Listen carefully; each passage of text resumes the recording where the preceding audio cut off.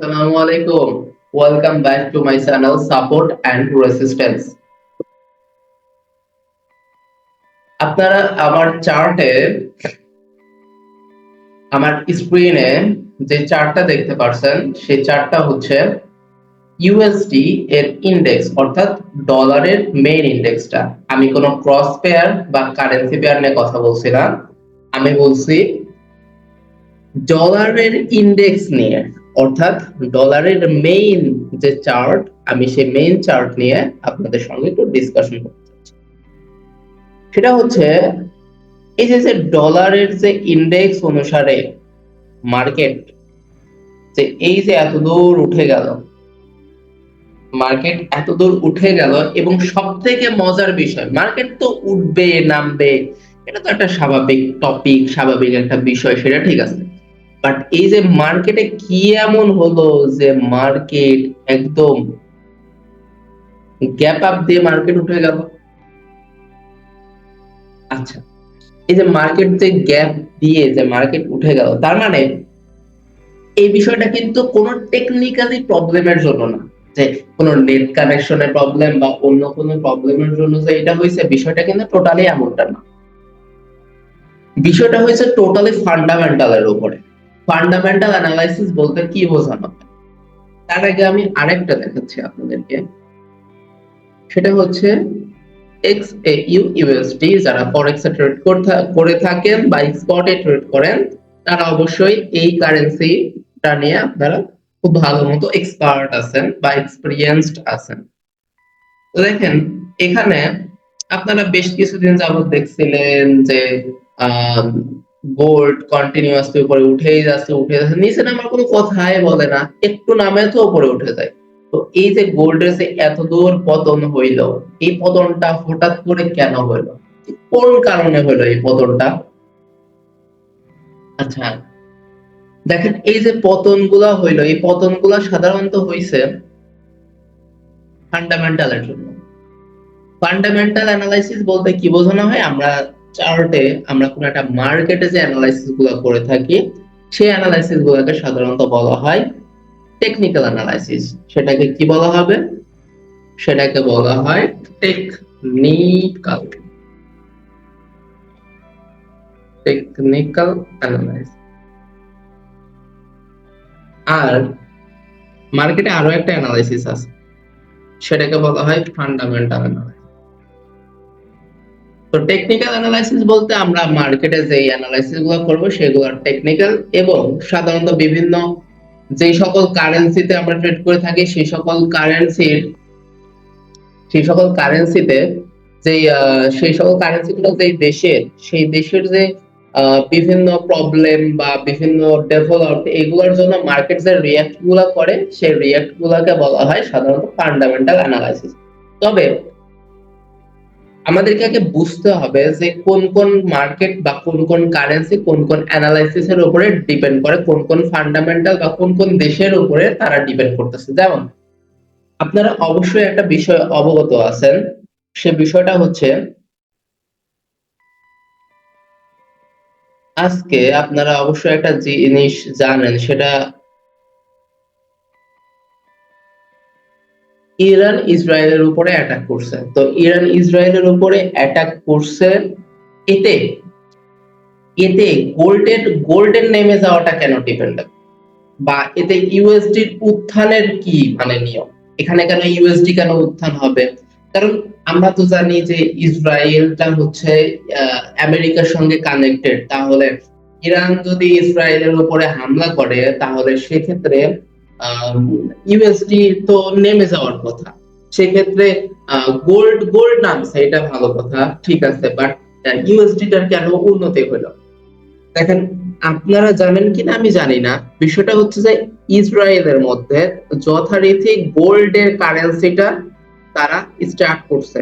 তাদের মধ্যে যে আমরা সে আগের যুগে, অর্থাৎ ইসলামিক অবস্থা যখন ছিল, সেই টাইমে যে দিরহাম বা দিনার গুলা চলতো, তাদের দেশের মধ্যে ওই জিনিসগুলো তারা প্রচলন করছে, যার ফলে ইসরায়েল টোটালি গোল্ডের উপর ডিপেন্ডেবল। এবং যেহেতু গোল্ডের উপর তারা ডিপেন্ডেবল, কিন্তু প্রবলেমটা হচ্ছে প্রবলেমটা হচ্ছে যে ইসরায়েল যদি গোল্ডের উপর ডিপেন্ডেবল থাকে, অপরদিকে ইউএসডি গোল্ডের বিপরীতে থাকে সবসময়। অর্থাৎ গোল্ড আর ইউএসডি মিলায়ে যেটা ক্রস পেয়ার তৈরি হয়, যেটা ক্রস কারেন্সি তৈরি হয়, সেটা সাধারণত গোল্ডের ডেভেলপমেন্টের জন্য ইউএসডির পতন ঘটবে, ইউএসডি ডেভেলপমেন্টের জন্য গোল্ডের পতন ঘটবে। 10 তারিখে একটা ইউএসডি নিউজ ছিল এবং খুব ইফেক্টিভ নিউজ ছিল, যার ফলে ইউএসডি ডেভেলপ এমনিতেই হয়েছে, ইউএসডি অলরেডি স্ট্রং। এবং পাশাপাশি যখনই গতকালকে বা আজকে রাত্রে মেবি যখন ইরান ইসরায়েলের উপর হামলা করছে, তখন গোল্ডের অবস্থাটা, গোল্ডটা যে দেশের উপরে, যে ফান্ডামেন্টালের উপর নির্ভর করে তার টেকনিক্যাল অ্যানালাইসিস অনুসারে টেকনিক্যালি সে চলতেছিল, সেটা তার বিঘ্নিত হয় এবং পরবর্তীতে তার পতন ঘটে। এবং এর বিপরীতে ইউএসডি থাকার ফলে ইউএসডিটার কিন্তু আপে উন্নতি হয় এবং গোল্ডটা ডাউনে চলে আসে। এটা আপাতত আমাদের দৃষ্টিতে, আমরা যারা ট্রেডার আছি, আমরা যারা অ্যানালিস্ট আছি, এদের দৃষ্টিতে আমার এই বিষয়টা আপনাদের জাস্ট ছোট্ট একটা ফান্ডামেন্টাল বিষয়টা বোঝানোর জন্য আমি বললাম যে আপনাদের ট্রেডিং লাইফের জন্য ফান্ডামেন্টালটা কি পরিমাণে দরকার এবং আপনারা এই ফান্ডামেন্টালটা জানার জন্য এই নিউজগুলো ফলো করা আপনাদের জন্য কি পরিমাণে দরকার। তো এটা আমাদের ট্রেডিং লাইফ রিলেটেড গেল। তো এখন আমার কোশ্চেন হচ্ছে যে ইরান যে ইসরায়েলের উপর হামলা করবে, কেন হামলা করবে, আর এই বিষয়গুলো বর্তমান বিশ্বের যে ভূ রাজনীতি, যে ইন্টারন্যাশনাল যে রাজনীতিটা আছে, সেটা অ্যাকচুয়ালি কিভাবে চলতেছে, এটা যদি আমরা না জানি তাহলে আমরা কখনোই এটা অ্যানালাইসিস করতে পারবো না। আমাদেরকে কিন্তু এমন নিউজ আসে না যে আগের দিন নিউজ আসলো যে আগামীকালকে কিন্তু আমেরিকার ইউএসডির একটা ভালো ডেভেলপড আছে, সো আমরা আগামীকালকে যেই টাইমে নিউজ আসবে সেই টাইমে আমরা চুপচাপ মার্কেটে বসে থাকলাম এবং যখন ওই নিউজটা আসবে তখন আমরা সেখানে ট্রেড প্লেস করলাম। বিষয়টা এমনটা না। একটা নিউজ তৈরি হওয়ার পিছনে অনেকগুলো কারণ থাকে। বিষয়টা টোটালি বলতে পারেন বাটারফ্লাই থিওরির মতো। যারা বাটারফ্লাই থিওরিটা জানেন না তারা জেনে নিবেন, আর যাদের অল্পতে জানার ইচ্ছা আমি অল্পতে বলে দিচ্ছি। বাটারফ্লাই থিওরিটা হচ্ছে এমন একটা থিওরি যে থিওরি অনুসারে আপনি যে শ্বাসটা গ্রহণ করছেন, নিঃশ্বাসটা পরিত্যাগ করছেন, এইটাও পৃথিবীর কোনো না কোনো একটা বিষয়ের সঙ্গে সম্পর্কিত। অর্থাৎ পৃথিবীর ছোট ছোট ক্ষুদ্র ক্ষুদ্র বিষয়গুলা বড় বড় অনেক বিষয়ের সঙ্গে সম্পর্কিত থাকে। এই থিওরিটাকে বলা হয় বাটারফ্লাই থিওরি। আপনারা এটা নিয়ে রিসার্চ করে বের করেন, আরো ডিটেইলসে আপনারা জানতে পারবেন। তো যাই হোক, আমি এই বিষয়ে আর কথা না বলি। আমি এবার যে বিষয়টা বলবো যে আমাদের একটা নিউজকে অ্যানালাইসিস করার জন্য আমাদের কতগুলা নিউজ সম্পর্কে জানা লাগবে এবং কতগুলা কি পয়েন্ট আমাদেরকে বুঝতে হবে, জানতে হবে, এই বিষয়টা আমি আগে আপনাদেরকে বলি। আমি ফার্স্ট অফ অল আমি আপনাদেরকে মার্কেটের কিছু অবস্থা দেখাইছি এবং আমি তার আগে একটা বিষয় আপনাদেরকে ক্লিয়ার করে নিই। সেটা হচ্ছে কয়েকদিন আগে অর্থাৎ 8ই এপ্রিল সূর্যগ্রহণ হয়েছে। আপনারা তো জানেন মেবি 8ই এপ্রিল একটা সূর্যগ্রহণ হয়েছে, যেটা আমরা সকল দেশ থেকে দেখতে পারি নাই। আমরা এটা দেখতে পারছি শুধুমাত্র আমেরিকা থেকে। এই জিনিসটা দেখতে পারছি। তো এই যে 8ই এপ্রিল 8 এবং 2024, আপনারা জেনে অবাক হবেন এই যে 2024 সালের 8ই এপ্রিল থেকে সূর্যগ্রহণের পরের থেকে নতুন একটা সাল, নতুন একটা সন তৈরি হয়, মানে নতুন একটা সন তৈরি হলো। এটা হচ্ছে হিব্রু সাল। তৈরি হলো এবং এই যে 8ই এপ্রিল, এই 8ই নিউমারোলজি, যারা নিউমারোলজি সম্পর্কে টুকটাক জানেন বা সংখ্যা তত্ত্ব, সংখ্যা বিজ্ঞান সম্পর্কে জানেন, দেখেন অ্যাজ এ ফরেক্স ট্রেডার আপনাকে টুকটাক সকল বিষয়ে জ্ঞান রাখা লাগবে। আপনি ফরেক্স ট্রেডার বলে যে শুধুমাত্র মার্কেট সম্পর্কে জানবেন তা না, কিন্তু আপনাকে নিউমারোলজি, জ্যোতির্বিদ্যা থেকে শুরু করে আপনাকে সকল বিষয়ে টুকটাক জ্ঞান রাখা লাগবে। তো সংখ্যাবিদ্যা অনুসারে 8 এর অর্থ হচ্ছে নতুন সূচনা, নতুন করে সূচনা বা নতুন করে শুরু। আর 2024 তার 24-এর অর্থ 24 নিউমারোলজি 24 অনুসারে 24-কে বলা হয় বন্ধন মুক্তি। অর্থাৎ কোন একটা বিষয়ে আপনি বন্ধন অবস্থায় আছেন, আপনি কোন একটা বিষয়ের সঙ্গে বন্ধনশীল অবস্থায় আছেন, আপনি সেটা থেকে মুক্তি পাবেন। এটা হচ্ছে 2024, তার 24 সংখ্যা দ্বারা বোঝানো হয় বন্ধন মুক্তি। এবং 8ই এপ্রিল যেটা ছিল নতুন সূচনা, অর্থাৎ আপনি একটা বন্ধনের থেকে মুক্ত হয়ে নতুন একটা সূচনা ঘটলো আপনার। সেটা 8ই এপ্রিল 2024 সোলার এক্লিপসের পরেই যে হিব্রু সালটা শুরু হলো সেখান থেকে। এখন আমরা বিষয়টা দেখি যে আসলে আমাদের না ইয়াহুদীদের কোন কোন বিষয়ের বন্ধন মুক্তি ঘটলো, তারা কোন বিষয়ে বন্ধন মুক্তি পেল এবং তাদের নতুন সূচনাটা কোন বিষয়ে হলো। তার আগে আমি একটা বিষয় বলি আপনাদের, সেটা হচ্ছে আপনারা অনেকেই অবশ্য জানেন যে ইয়াহুদীদের ইয়াহুদীদের একটা বিষয় আছে। তারা তাদের পবিত্রতার ভিত্তিতে তারা মনে করে যে তারা এখনো তারা এখন পর্যন্ত অপবিত্র অবস্থায় আছে, তাদের পবিত্র হইতে হবে। তারা কেন পবিত্র হবে? দেখেন, তারা পবিত্র কেন হবে? বর্তমানে যেখানে আল আকসা মসজিদ আছে, সেই আল আকসা মসজিদটাকে ভেঙে তারা থার্ড টেম্পল তৈরি করবে। তো ফার্স্ট এন্ড সেকেন্ড টেম্পলটা কোথায় গেল? ফার্স্ট এন্ড সেকেন্ড টেম্পলটা হযরত সুলাইমান আলাইহিস সালামের টাইমে তিনি তৈরি করছিলেন। এবং এই যে আল আকসা মসজিদ, এটা হচ্ছে আমাদের সেকেন্ড টেম্পল। এবং এই সেকেন্ড টেম্পলটা, যেটা মসজিদ আল আকসা, এটাকে ধ্বংস করে থার্ড টেম্পল তৈরি করা হবে। এই থার্ড টেম্পলটা তৈরি করবে কেন, কোন কারণে? এই থার্ড টেম্পলটা তৈরি করবে মূলত দাজ্জালের জন্য। দাজ্জাল কি, কেমন দেখতে, খায় না মাথায় দেয়, এইগুলো আমি বলতে আসি নাই, আমি বোঝাতেও আসি নাই। আপনারা এই সম্পর্কে ইউটিউবে লাখ লাখ ভিডিও পেয়ে যাবেন, আপনারা এই সম্পর্কে টুকটাক জানেন। তো এই দাজ্জালের আগমনের জন্য তারা থার্ড টেম্পল তৈরি করবে এবং দাজ্জাল সেই থার্ড টেম্পল থেকে পুরো বিশ্বকে পরিচালিত করবে। তো এই যে থার্ড টেম্পলটা তৈরি করার জন্য তাদেরকে প্রথমত দুইটা বিষয় কমপ্লিট করা লাগবে। প্রথম বিষয়টা হচ্ছে তাদের 4টা বকনা, লাল বকনাকে জ্যান্ত পুড়াইতে হবে এবং কোনো ত্রুটি থাকা যাবে না, ত্রুটিবিহীন লাল বকনাকে পোড়াইতে হবে। এবং পোড়ানোর পরে তারা এই ছাই দিয়ে তারা পানির সঙ্গে মিক্স করে তারা আর কি গোসল করবে এবং গোসল করে তারা পবিত্র হবে। এটা হচ্ছে তাদের মূল থিওরি। এবং 2 নম্বর যে বিষয়টা, সেটা হচ্ছে থার্ড টেম্পল তৈরি করার জন্য তাদেরকে সেকেন্ড টেম্পল বা মসজিদে আল আকসাকে ধ্বংস করা লাগবে। তো এই মসজিদে আল আকসাকে যে তারা ধ্বংস করবে, এটা কি তাদের জন্য খুব সহজ বিষয় হবে? না, তাদের জন্য মোটেও এটা কোনো সহজ বিষয় হবে না।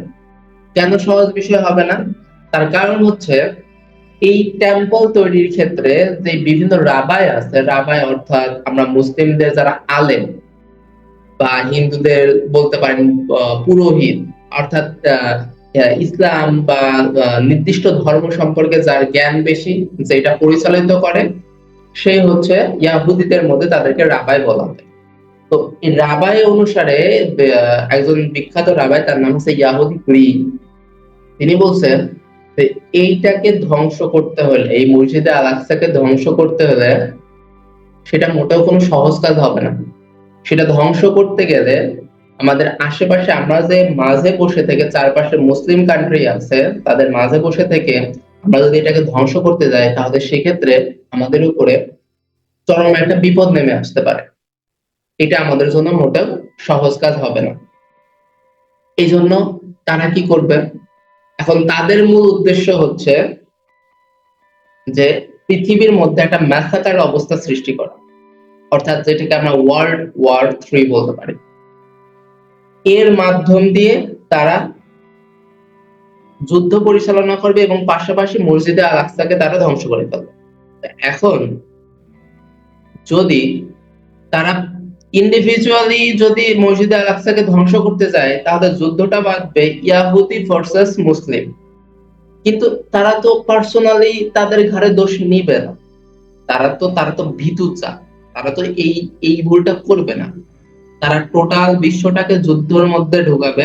যুদ্ধের মধ্যে ঢোকানোর পরে তারা বলবে যে না, অন্য দেশ কোন একটা বোম মেরে বা হাইড্রোজেন বোমের জন্য এটা ধ্বংস হয়ে গেছে। তারপরে তারা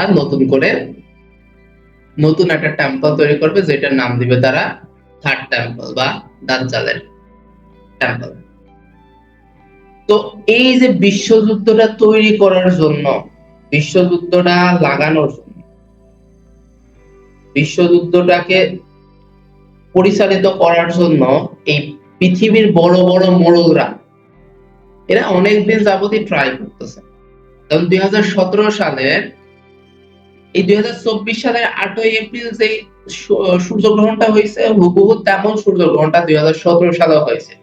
এবং এই 2017 সালের সূর্যগ্রহণের পরে তারা তারা করোনা ভাইরাসকে আনলো, তারা পৃথিবীতে ইউক্রেন রাশিয়ার যুদ্ধ বাঁধাইলো, তারা পৃথিবীর প্রতিটা দেশের মধ্যে একটা সংযোগ মানে যাতায়াত ব্যবস্থাকে ধ্বংস করলো, তারা প্রতিটা মানুষকে হেনস্থা করা শুরু করলো, তারা প্রতিটা মানুষকে ভ্যাকসিনের নামে বিষ প্রদান করা শুরু করলো। এবং এই যে বিভিন্ন যে প্রক্রিয়াগুলো তারা চলমান রাখছিল, এইটাকে তারা নতুন করে সূচনা করবে 2024 সালে আবার এটার মাধ্যম দিয়ে। তো দেখেন, অলরেডি তারা বিশ্বযুদ্ধ বাঁধানোর জন্য কয়েকবার ট্রাই করছে, তারা কয়েকবার কিন্তু ট্রাই করছে। কিভাবে ট্রাই করছে? তারা বিশ্বযুদ্ধটা বাঁধানোর জন্য প্রথমে ইউক্রেন এবং রাশিয়ার বাধাই দিল। ইউক্রেনকে তারা বিভিন্ন ভাবে সাহায্য করা শুরু করলো। তারা ইউক্রেনকে বিভিন্ন ভাবে সাহায্য করেও কোনোভাবে রাশিয়া সেই লেভেলের যুদ্ধতে পৌঁছাতে পারলো না। এবার রাশিয়া আর চায়না যেহেতু একই সঙ্গে ছিল, তো ইউক্রেন রাশিয়ার তো যুদ্ধ কোনোভাবে হইল না ওইভাবে, মানে সিরিয়াসলি ওয়ার্ল্ড ওয়ার পর্যন্ত তো আর গেল না। তখন তারা কি করলো? তারা চায়না আর তাইওয়ানের মধ্যে একটা যুদ্ধ বাঁধানোর ট্রাই করতে থাকলো কয়েকদিন যাবত। হচ্ছে আমেরিকার থেকে বড় বড় কূটনীতিবিদ চায়নাতে তাইওয়ানে মানে আসা যাওয়া করলো, অনেক বিভিন্ন নাটক ফাটক দেখলাম, অনেক কিছু দেখলাম।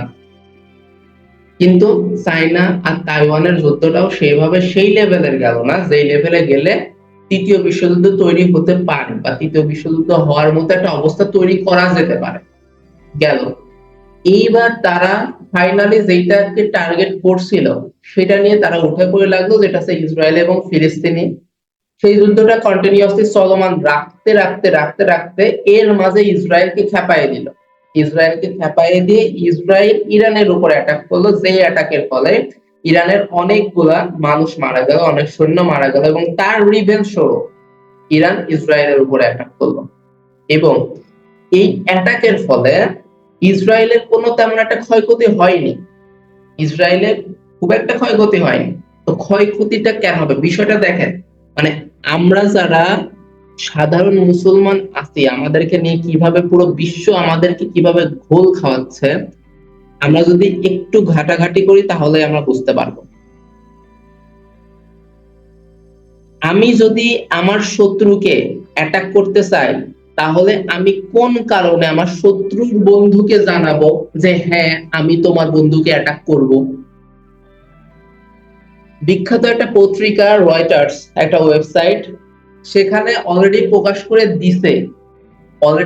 করে দিছিল অ্যাটাক করার আগে যে ওয়াশিংটন জানে যে ইসরায়েলের উপর ইরান অ্যাটাক করবে, কারণ ইরান থেকে ওয়াশিংটনকে জানানো হয়েছিল যে ইরান ইসরায়েলের উপর অ্যাটাক করবে। তো আমার বাড়িতে যদি কেউ অ্যাটাক করতে চায়, তাহলে আমি কি আমার বাড়িটাকে তার জন্য কি উন্মুক্ত করে রাখবো অ্যাটাক করার জন্য? না, আমি সেই লেভেলের অবস্থা নিয়ে রাখবো যে আমাকে অ্যাটাক করলে আমি যেন তার রিভেঞ্জ দিতে পারি, বা আমার উপরে তুমি অল্প অ্যাটাক করো, এর ফলে আমি তোমাকে বেশি অ্যাটাক করতে পারি। বিষয়টা এমন, এর আগে কয়েকদিন আগে ইসরায়েলের উপর একটা ছোট্ট অ্যাটাক হইলো, একদম ছোট অ্যাটাক। যারা করছিল হামাস, হামাস একটা ছোট্ট অ্যাটাক করছিল, সেটা নাকি বিশাল বড় অ্যাটাক। আমরা তো ফেসবুকে পোস্ট দিয়ে অস্থির, আরে বাবা ঈদ মোবারক, সেটা তো ছিল আরেক ঈদ মোবারক।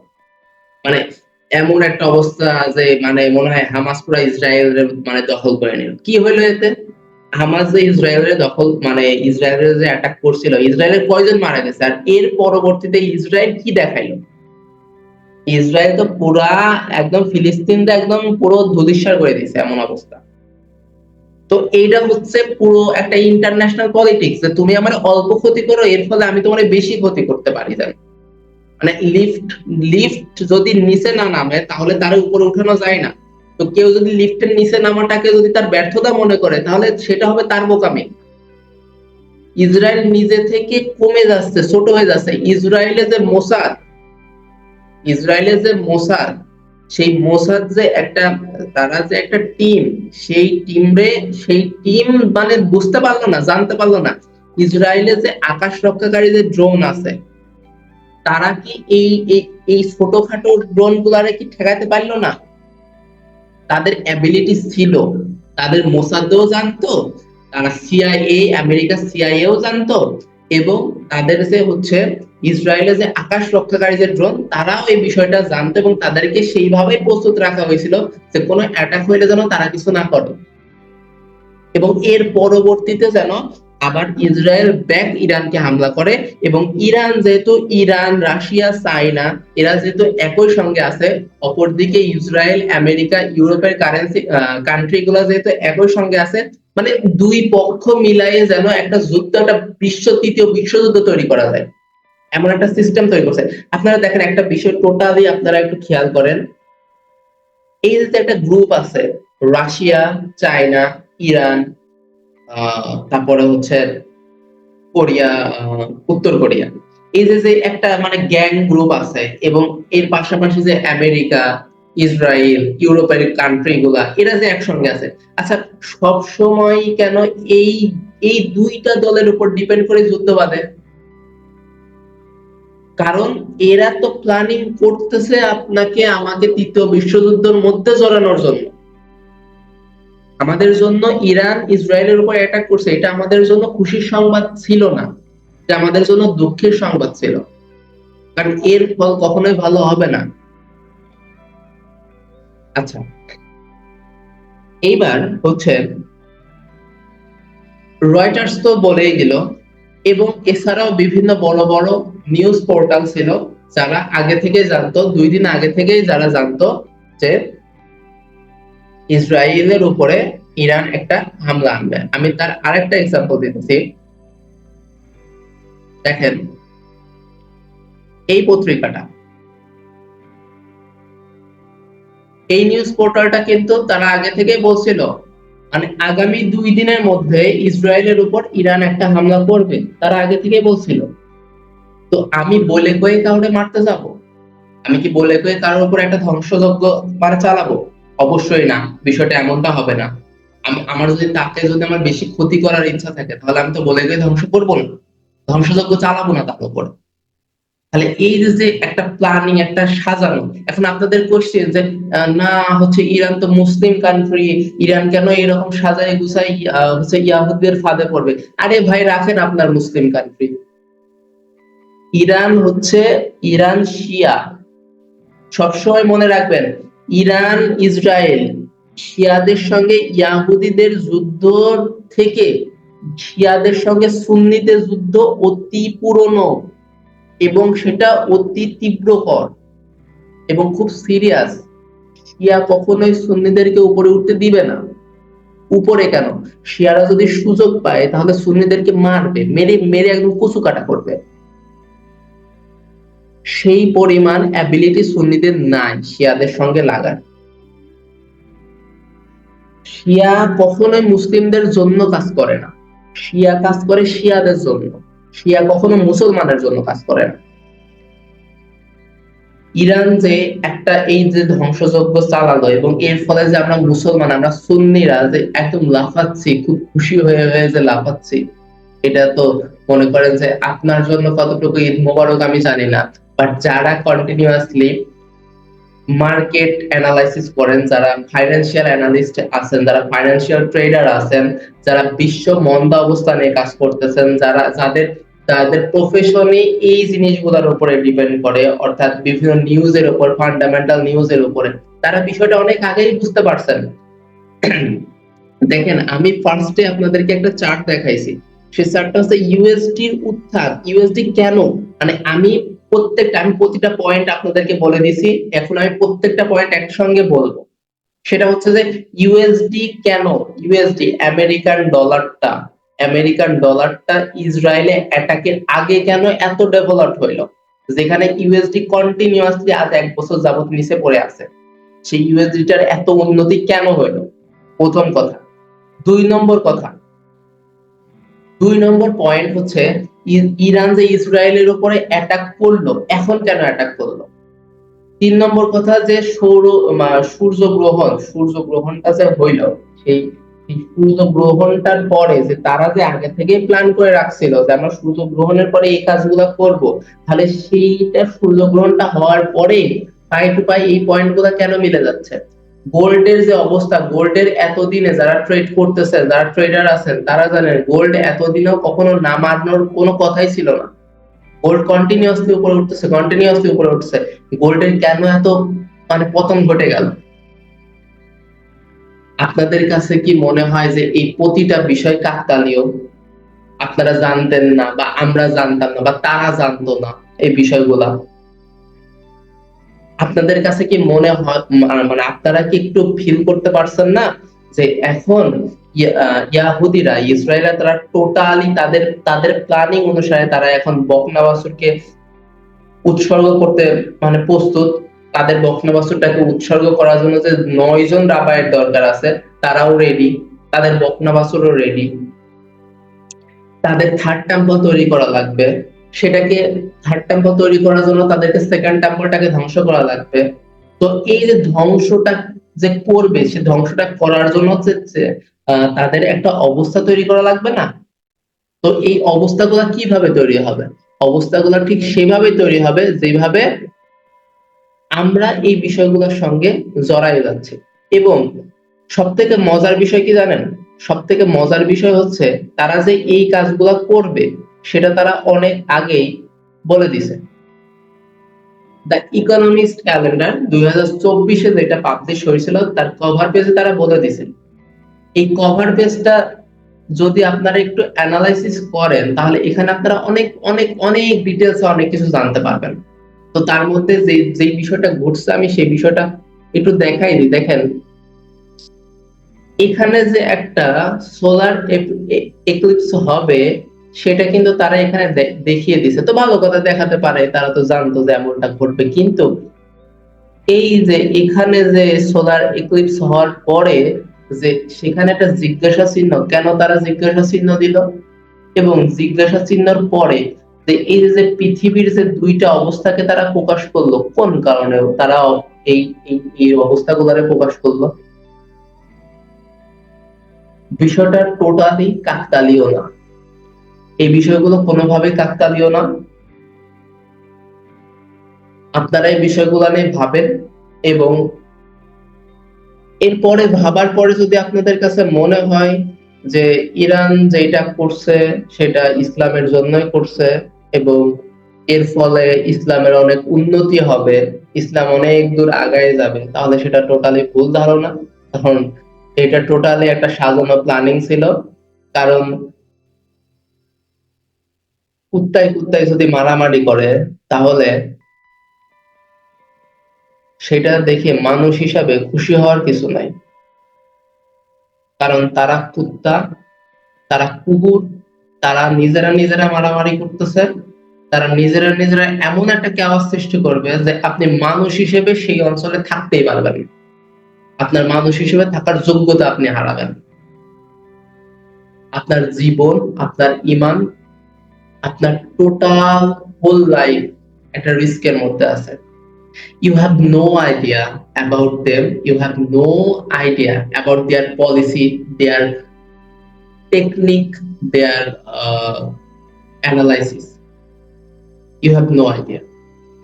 You have no idea about Illuminati, Freemason, আমি আর কিছু বলতে চাচ্ছি না। তো আশা করি আপনারা প্রত্যেকটা পয়েন্ট এভাবে অ্যাডজাস্ট করে করে আপনারা আপনাদের ফান্ডামেন্টাল অ্যানালাইসিস গুলো করবেন এবং মার্কেটে টিকে থাকার মতো অবস্থা তৈরি করবেন। হুটহাট করে ট্রেড নেবেন না, কারণ মার্কেট যে কোনো টাইমে যে কোনো কিছু হতে পারে। এবং যারা গোল্ডে ট্রেড করার জন্য ওয়েট করছেন তারা একটু ধৈর্য ধরে থাকেন, কারণ আমাদের বিখ্যাত জো বাইডেন কিছু না বলা পর্যন্ত গোল্ডে ডেভেলপ হচ্ছে না। এবং ইসরায়েল যতক্ষণ না আবার ফিলিস্তিন এবং ইরানের উপরে অ্যাটাক করতেছে ততক্ষণ গোল্ডের ডেভেলপ আশা করা যায় না। সো যারা সেলের ট্রেড নিতে চাচ্ছিলেন তারা একটু ওয়েট করেন, কারণ নিচে অর্ডার ব্লক আছে, এখান থেকে ট্রেড নেওয়াটা, সেলের জন্য ট্রেড নেওয়াটা রিস্কি হবে। আর যারা বাই ট্রেড নিতে চাচ্ছিলেন তাদের জন্য বলি, মার্কেট, গোল্ডের মার্কেটটা এখন একটু স্থিতিশীল অবস্থায় থাকবে এবং পরবর্তীতে ফান্ডামেন্টাল অবস্থা অনুসারে তার ডেভেলপ ঘটতে পারে। তো সবাই ভালো থাকবেন, আল্লাহ হাফেজ।